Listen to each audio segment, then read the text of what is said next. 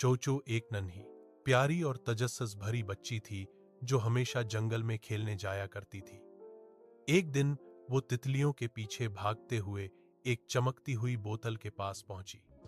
बोतल धूप में ऐसे जगमगा रही थी जैसे उसके अंदर रोशनी कैद हो। चूचू ने हैरत से बोतल उठाई और आहिस्ता से खोल दी। अचानक धुआं उठने लगा और एक जोरदार रोशनी फैली।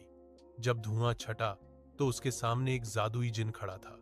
जिन ने मुस्कुराते हुए कहा, शुक्रिया नन्ही बच्ची, तुमने मुझे आजाद कर दिया। अब मैं तुम्हारी एक ख्वाहिश पूरी करूंगा। चूचू की आंखों में खुशी चमकने लगी।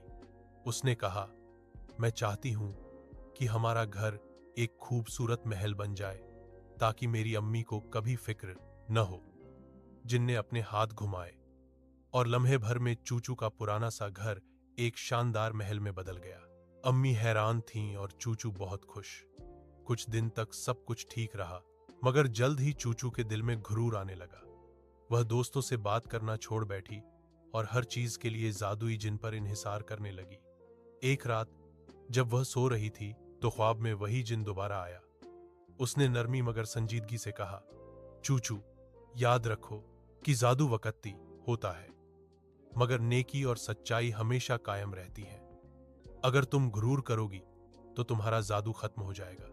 चूचू शर्मिंदा हो गई। उसने जिन से माफी मांगी और वादा किया कि वह अब हमेशा सच्चाई और नेकी का रास्ता अपनाएगी। अगले दिन चूचू ने सबसे प्यार से बात की, गरीब बच्चों की मदद की और दूसरों के चेहरों पर खुशी लाने लगी। उसने अम्मी से कहा, अम्मी, मैंने सीख लिया है कि सच्चा जादू बोतल में नहीं बल्कि इंसान के दिल में होता है। अम्मी मुस्कुराकर बोली, बेटी, तुम तो खुद अब एक जादुई दिल वाली बच्ची बन गई हो। यूं चूचू ने समझ लिया कि असल जादुई शक्ति जादू में नहीं है बल्कि नेकनियति, सच्चाई और प्रेम में है, और यही वह जादू है जो कभी खत्म नहीं होता।